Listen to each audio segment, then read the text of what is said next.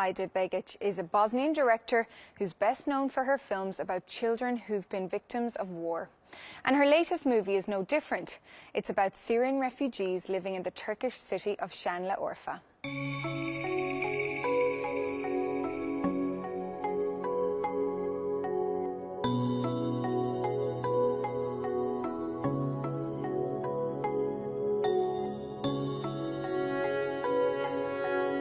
Şanlıurfa is perhaps the most historically rich city in southeastern Turkey.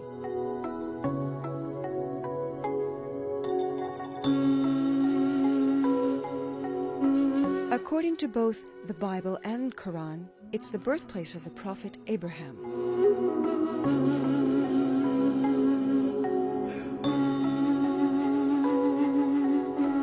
It's also the home of the pool of sacred fish.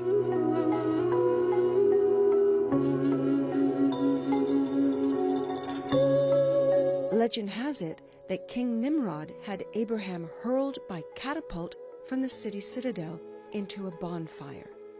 But God intervened and turned the fire into water and the burning logs into fish. Abraham was saved.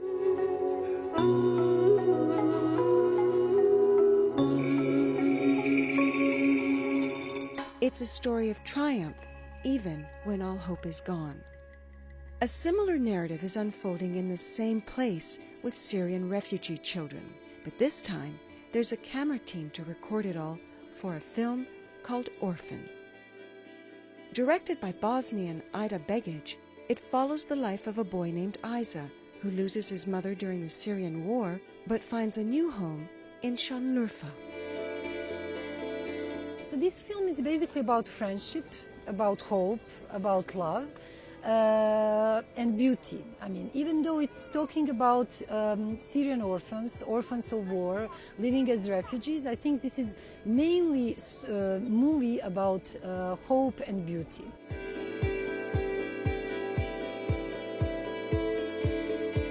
Begic doesn't believe news coverage on refugee children has been enough to tell their stories. She promises to take viewers on a more personal journey.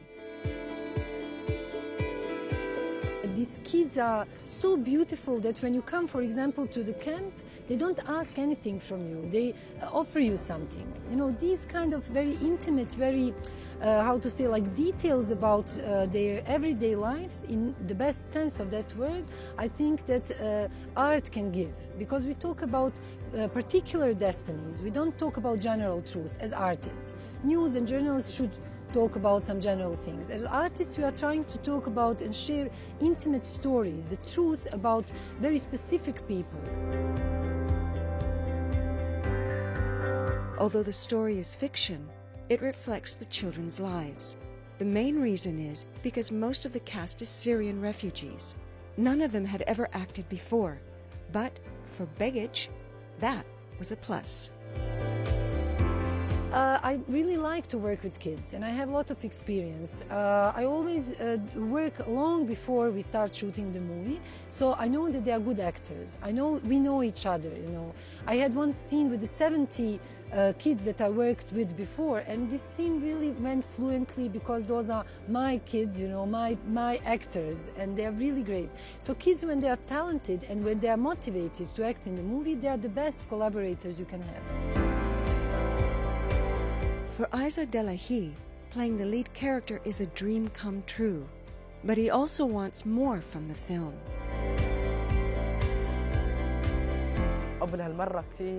So many times people have watched the news, then turned off the TV, snuggled up with their pillow and went to sleep. They don't empathize with the Syrian people. They see on TV how Syrian people are dying, yet they say, let's go to bed. But with God's grace, I'm really hopeful that this film will change that, especially because it's the work of director Aida.